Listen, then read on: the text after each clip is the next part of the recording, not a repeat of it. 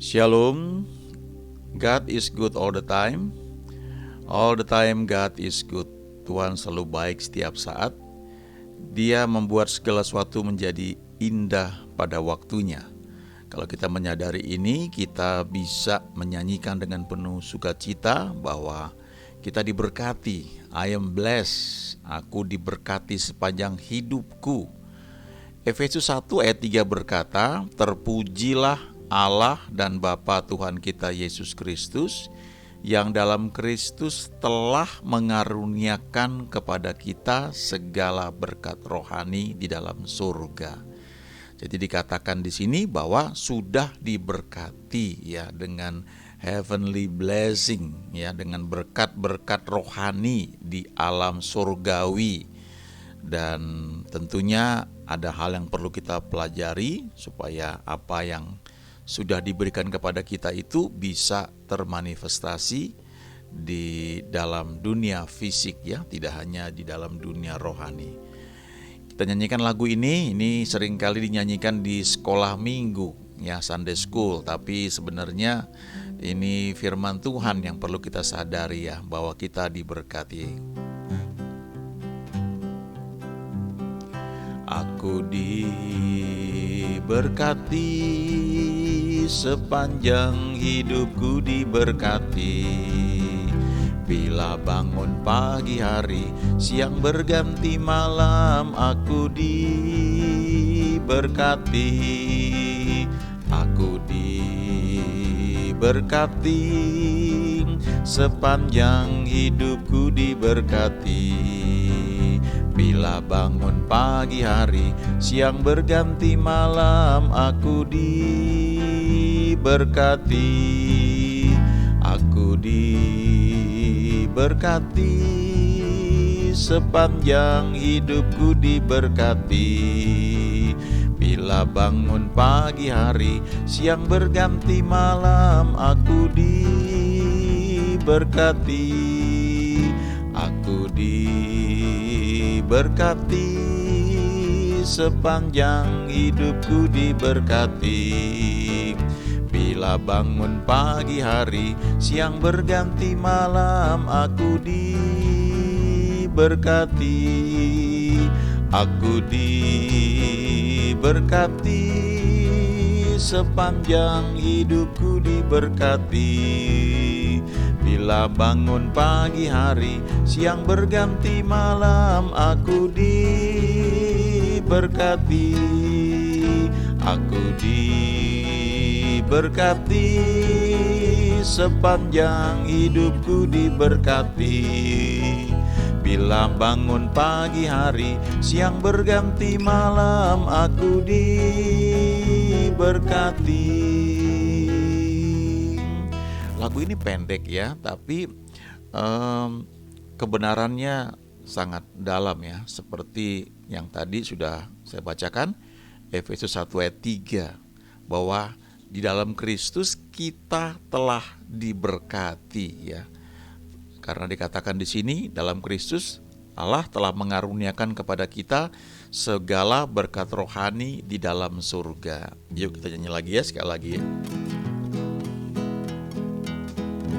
Aku diberkati,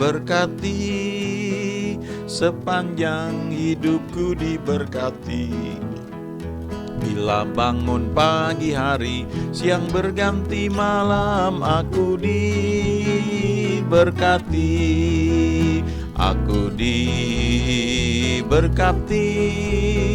sepanjang hidupku diberkati. Bila bangun pagi hari, siang berganti malam, aku diberkati. Sekali lagi, aku diberkati, sepanjang hidupku diberkati. Bila bangun pagi hari, siang berganti malam, aku diberkati. Aku diberkati, aku diberkati, sepanjang hidupku diberkati. Bila bangun pagi hari, siang berganti malam, aku diberkati.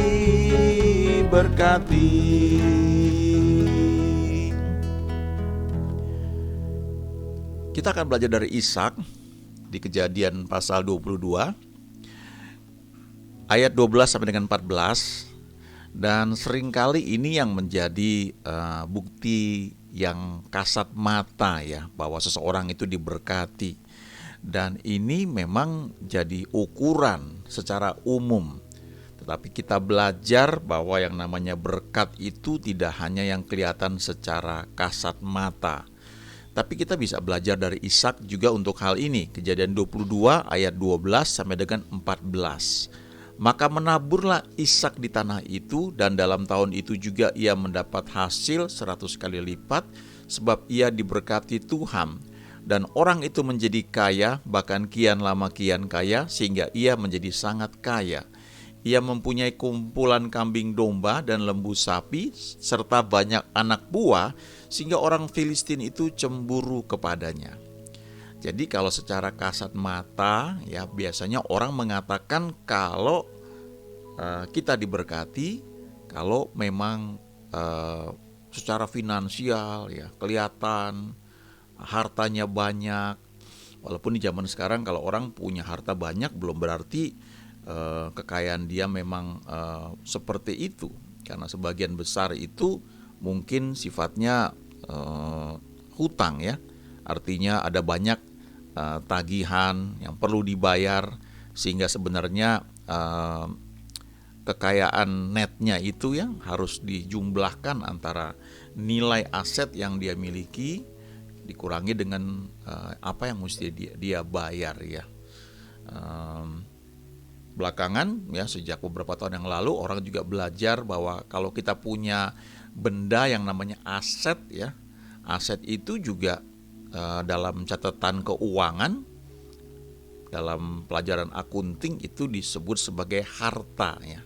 Tapi kalau kita punya rumah misalnya ya, nilainya sekian miliar, katakanlah 2 miliar. Tapi rumah itu setiap bulannya membutuhkan biaya, membutuhkan kos. Kita mesti bayar iuran lingkungan ya, kemudian mesti bayar air, bayar listrik dan sebagainya ya. Walaupun mungkin rumah itu kosong ya, tapi maintenance-nya tetap harus dikeluarkan biayanya. Jadi ada pandangan yang mengatakan itu bukan aset ya, itu liabilities istilahnya. Itu sesuatu yang menyedot uang, sementara yang dibilang aset itu yang menghasilkan uang. Jadi kalau rumah itu nggak dipakai tapi kita bisa kontrakan, maka itu menjadi asetnya. Itu secara umum orang melihat apa yang terlihat oleh mata. Tapi kita belajar yang namanya kekayaan itu tidak hanya yang terlihat oleh mata. Banyak orang mungkin punya harta tapi hidupnya jauh dari bisa menikmati harta tersebut. Ya, bahkan yang menikmati orang lain, mungkin rumahnya yang kosong, yang nikmati ya para penjaga rumahnya ya, penjaga vilanya, para pembantunya ya. Tapi dia sendiri mungkin karena sibuk nggak sempat nikmati. Kita belajar di Alkitab bahwa berkat Tuhan itu membuat kita bisa menikmati. Ya, barangkali secara kasat mata tidak sebanyak orang lain, tapi ada kuasa menikmati. Dan itu yang seringkali tidak disadari. Kita belajar di sini bahwa Ishak itu bisa menjadi kaya, kian lama kian kaya, sehingga ia menjadi sangat kaya. Itu karena dia menabur. Ya, ada hukum-hukum menabur dan menuai yang dia ketahui dan dia praktekkan. Tapi ada hal lain yang mungkin tidak dilihat, yaitu dikatakan di ayat 12, ia diberkati Tuhan. Nah, ini ternyata yang paling penting ya. Berkat itu yang membuat Alkitab berkata di Amsal, berkat Tuhanlah yang menjadikan kaya ya. Susah payah tidak menambahinya. Dalam bahasa Inggris dikatakan berkat yang dari Tuhan itu membuat kita kaya, tapi tidak ada sorrows ya, tidak ada kesedihan yang menyertai berkat jasmani tersebut, ya. Jadi artinya bisa dinikmati. Nah, sekarang kita akan lihat kenapa Ishak diberkati Tuhan, dan itu hal yang paling penting, paling mendasar. Sebelum Ishak menabur, hal pertama yang perlu kita pelajari dari Ishak adalah dia orang yang diberkati. Kenapa dia diberkati? Karena dia adalah anak perjanjian, ya. Dia bisa berkata God is good, ya, buat dia karena dia adalah anak perjanjian. Kalau kita pelajari di Alkitab, dikatakan bahwa Tuhan berjanji kepada Abraham bahwa nanti lewat keturunannya semua bangsa di bumi akan mendapat berkat. Nah, itu lewat Ishak, ya. Abraham memang pernah berusaha untuk menggenapi janji Tuhan. Lewat saran istrinya, dia kawin dengan Hagar, hasilnya Ismail. Tapi Tuhan berkata bukan itu, Ismail bukan anak perjanjian. Tapi anak perjanjian itu akan lahir lewat Sarah yang secara logika sudah gak mungkin punya anak.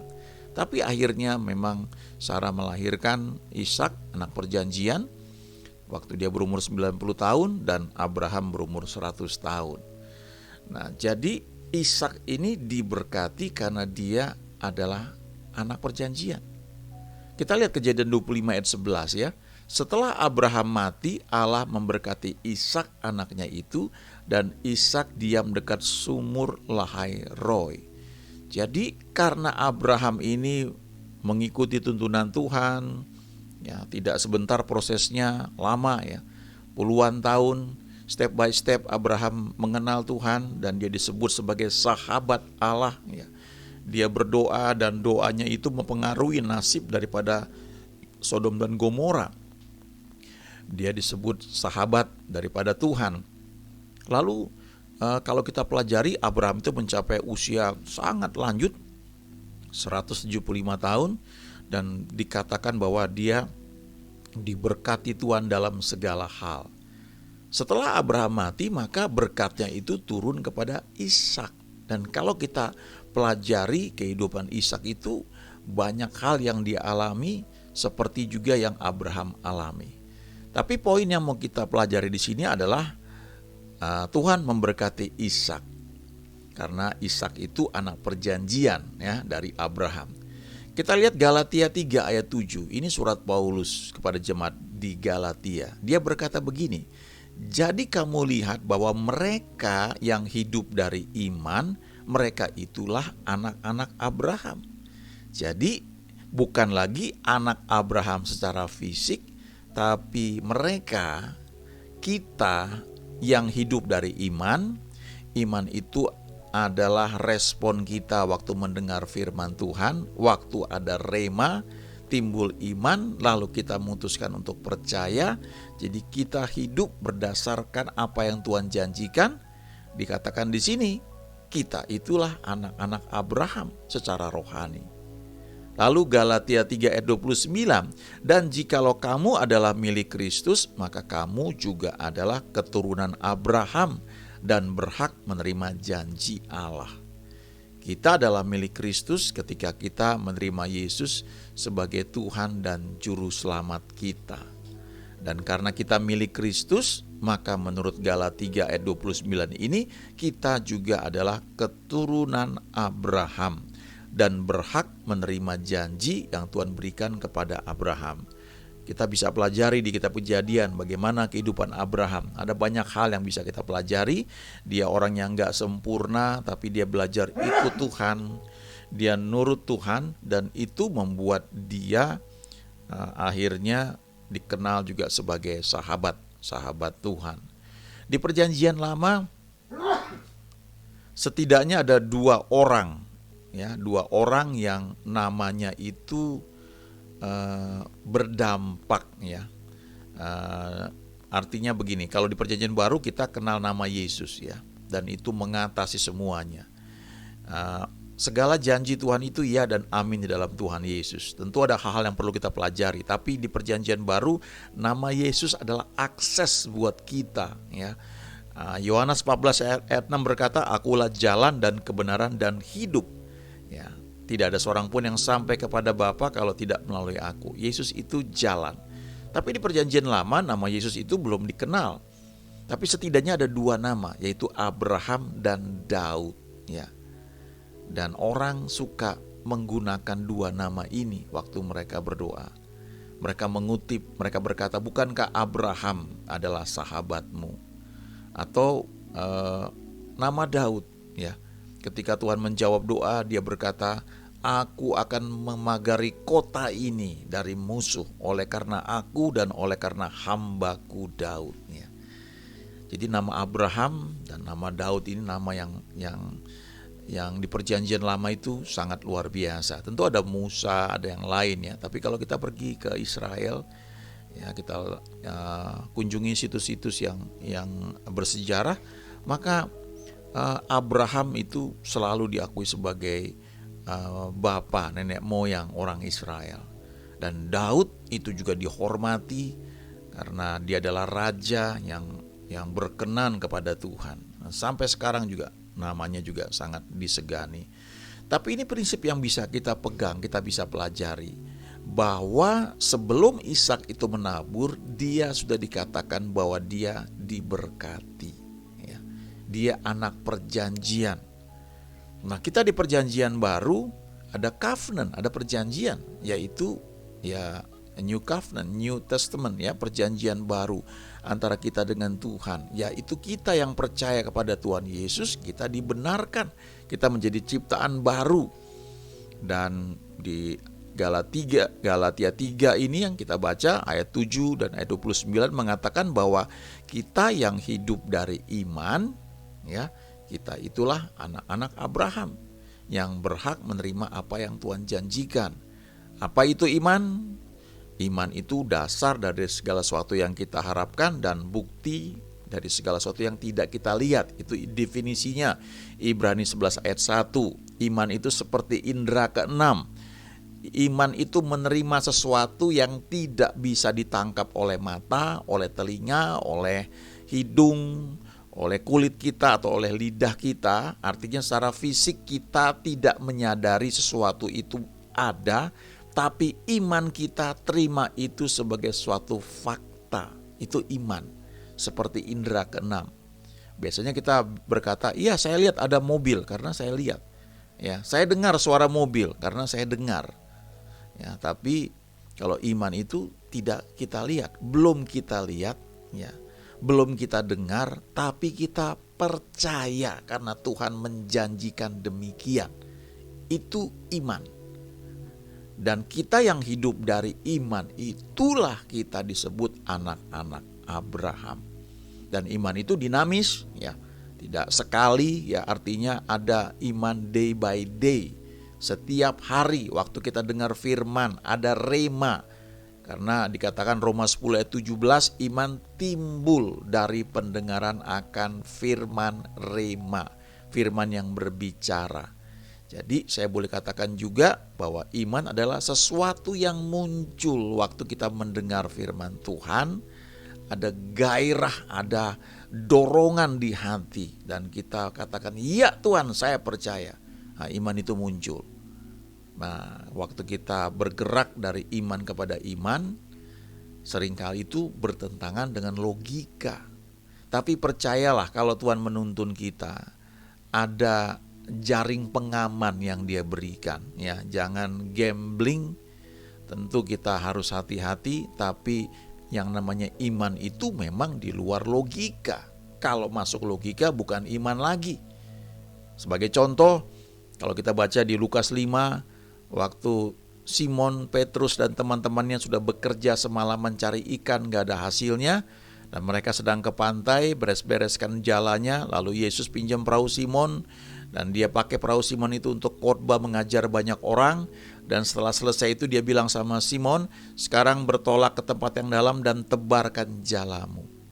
Lalu Simon bilang, Guru, kami sudah sepanjang malam kerja keras dan tidak ada hasilnya. Logika mereka bilang tidak mungkin, kalau cari ikan itu ya berangkatnya malam. Tapi kami sudah semalaman kerja keras, gak ada hasilnya. Sekarang sudah pagi, sudah menjelang siang. Dan engkau berkata untuk pergi lagi ke tempat yang dalam dan tebarkan jala. Gak mungkin. Tapi karena Simon Petrus sudah mendengar firman selama beberapa saat, Ya, firman logos diberitakan oleh Yesus kepada banyak orang, dia duduk di situ, dia dengerin, ada sesuatu yang beda. Kalau kita baca, ada 2 orang murid Yesus yang ketika Yesus bangkit dan murid-murid belum mengerti kenapa Yesus bangkit, laporannya mengatakan mayatnya udah hilang, gak ada, mungkin dicuri. Lalu mereka sedang ngobrol berdua, ya, mereka sedang berjalan ke Emmaus. Lalu Yesus muncul, tapi mata mereka nggak mengenali bahwa ini Yesus yang sedang mereka bicarakan. Lalu ketika Yesus menjelaskan segala sesuatu, dikatakan bahwa hati mereka berkobar-kobar. Tapi otak mereka mengatakan ini bukan Yesus, ya, karena dia sudah mati, dia sudah dikuburkan. Ini bukan Yesus. Barangkali mirip iya, tapi dia bukan Yesus. Tapi satu hal yang gak dipungkiri adalah hati mereka berkobar-kobar. Itu yang namanya iman seperti itu. Logika bilang tidak mungkin, tapi di hati kita itu ada kobaran yang menyala-nyala. Dan akhirnya mereka menyadari bahwa ini Yesus, ya. Nah, Simon Petrus seperti itu. Ketika Tuhan bilang pergi ke tempat yang dalam, tebarkan jalamu, gak mungkin. Logika bilang gak mungkin, tapi bisa dikerjakan. Dan gak bahaya kan? Apa susahnya? Susahnya ya males aja, kan sudah kerja sepanjang malam gak ada hasilnya. Kenapa mesti pergi lagi? Tapi kan tidak membahayakan. So, kenapa gak coba aja? Jadi Simon pikir ya udahlah, karena engkau yang menyuruhnya, dan aku memang merasa engkau ini guru yang luar biasa. Jadi aku mau tebarkan jala juga. Jadi dia pergi ke tempat yang dalam. Butuh waktu itu ya, menebarkan jala itu. Karena mereka mesti bertolak dulu ke tempat yang dalam, baru mereka tebarkan jala mereka. Ya, ini kalau diceritakan pendek, tapi kalau digambarkan prosesnya itu gak kebayang bagaimana mereka itu memutuskan mau nurut, walaupun logika mereka bilang tidak mungkin. Nah, itu iman, ya. Dan kita yang hidup dari iman dikatakan kita adalah anak-anak Abraham. Lalu Galatia 3:29 berkata, kalau kamu milik Kristus, kamu juga adalah keturunan Abraham. Kamu berhak menerima janji Allah. Pelajari apa saja yang Tuhan janjikan, dan ada hal-hal yang perlu kita lakukan, dan kita bisa menikmati itu. Selanjutnya, nah ini Efesus 1 ayat 3 sampai dengan 7. Saya pakai terjemahan Indonesian Modern Bible, ya. Kecuali ayat terakhir, ayat 7. Sebenarnya sama juga, tapi saya merasa lebih cocok untuk penjelasan ini dipakai terjemahan IMB dan ayat 7 terjemahan baru. I am blessed, ya, aku sudah diberkati. I am chosen, aku dipilih, ya. I am adopted, aku diadopsi, diangkat menjadi anak. I am accepted, aku diterima. I am redeemed, aku dibebaskan, dimerdekakan. Aku ditebus, and forgiven, aku sudah diampuni. Nah, ini ayatnya, Efesus 1 ayat 3 sampai dengan 7. Terpujilah Elohim dan Bapa Tuhan kita Yesus Kristus, yang di dalam Kristus telah memberkati kita dengan segala berkat rohani di dalam surga. Nah, ini terjemahan dari IMB, ya. Sudah diberkati dengan heavenly blessings, ya, dengan berkat-berkat rohani di alam surgawi, alam-alam surgawi.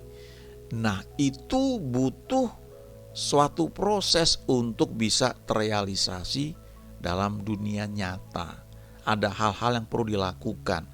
Kalau kita perhatikan contohnya Ishak, dia itu menabur. Ada hal yang perlu dia lakukan supaya berkat yang telah Tuhan berikan itu, karena dia anak perjanjian, itu bisa terrealisasi. Tapi kalau dia hanya lakukan menabur tanpa berkat Tuhan, maka hasilnya mungkin sama seperti orang-orang Filistin yang lain. Bisa menabur, menuai, tapi gak banyak, dan barangkali kadang-kadang ada hama dan sebagainya dan sebagainya.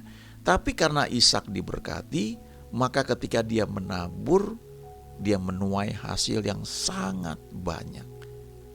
Jadi ada dua hal yang kita pelajari di sini, ya.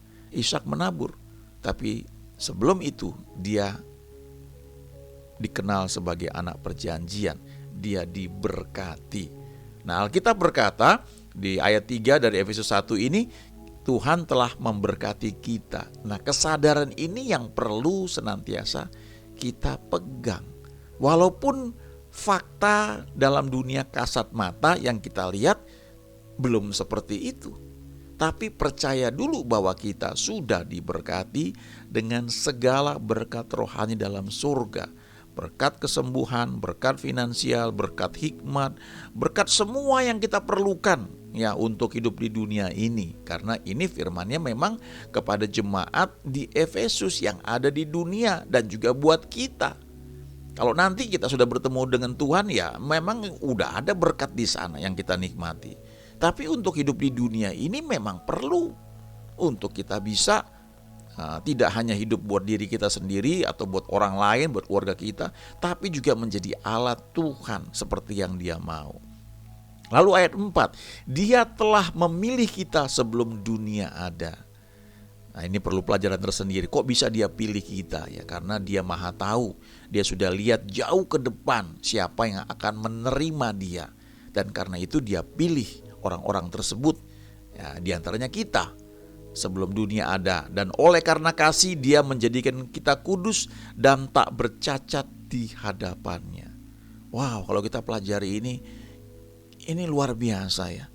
Ya, Tuhan itu membuat kita tuh menjadi seperti yang Dia inginkan. Cuma satu hal yang dibutuhkan dari kita, kerelaan, mau percaya dan taat.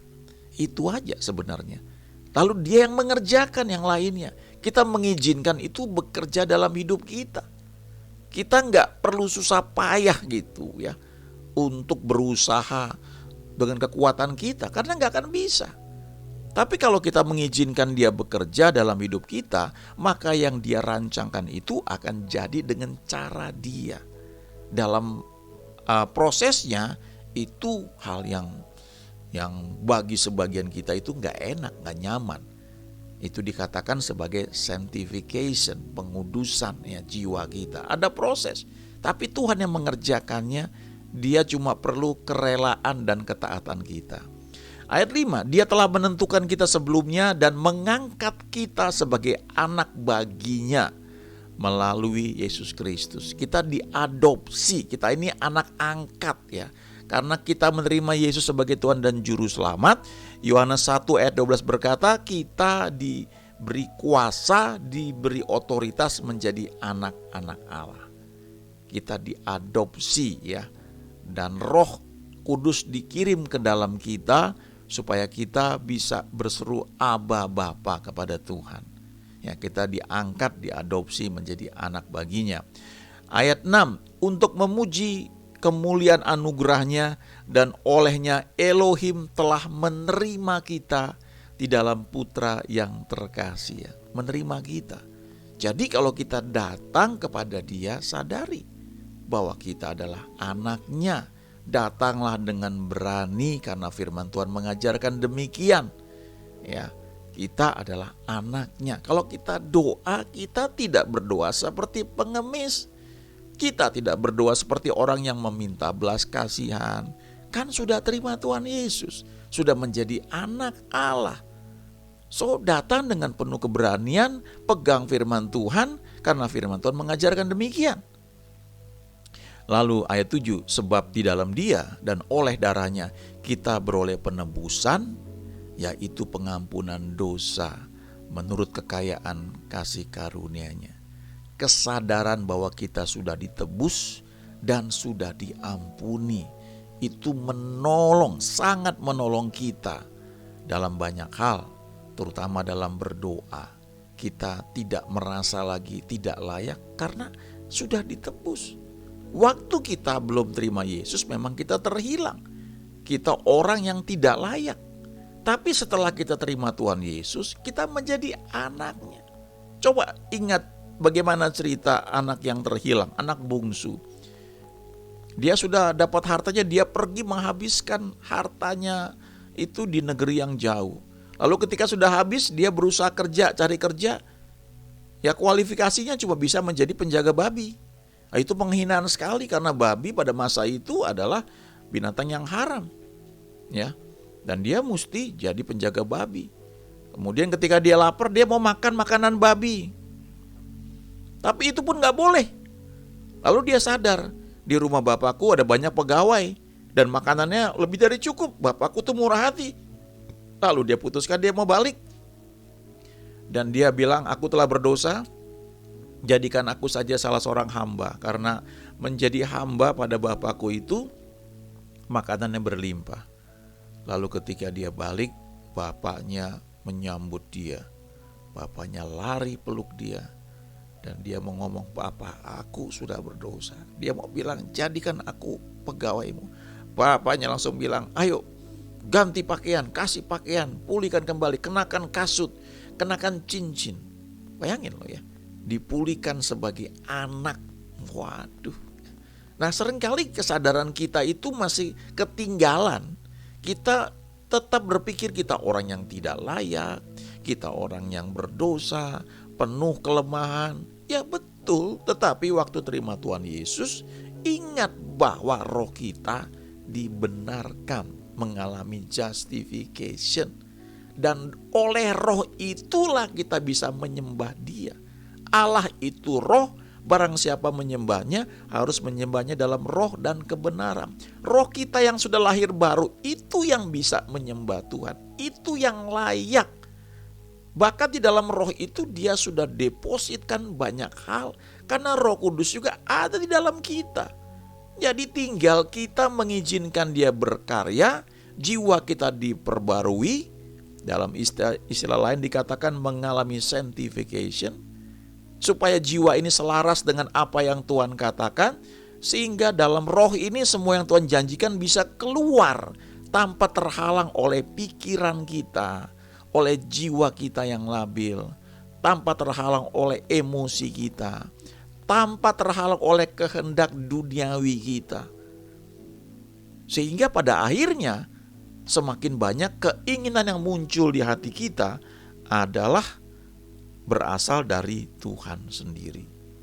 Itu sebabnya Yohanes 15 ayat 7 berkata, kalau kamu tinggal di dalam aku dan firmanku tinggal dalam kamu, mintalah apa saja yang kamu kehendaki, yang kamu inginkan. Ya. Tuhan itu begitu care, Dia begitu baik. God is good all the time. All the time God is good. He makes all things beautiful in each time. Dia selalu membuat segala sesuatu menjadi indah pada waktunya masing-masing. Kesadaran ini yang perlu kita tumbuhkan. Kesadaran bahwa kita orang yang dibenarkan, kita ciptaan yang baru, bahwa Dia sudah memberkati kita, kita dipilih, diadopsi, diampuni, kita dibebaskan, kita dimerdekakan. Kesadaran itu yang perlu kita ingat. Lalu firman Tuhan mengajarkan, Roh Kudus akan mengingatkan kita, mendidik kita, mengajar kita, step by step, kebenaran demi kebenaran, sehingga kita bisa mengalami apa yang Tuhan janjikan. Ishak adalah anak perjanjian, kita pun anak-anak Allah oleh karena perjanjian baru yang dibuat. Oleh karena janjinya kita bisa menerima apa yang Tuhan sediakan bagi orang percaya.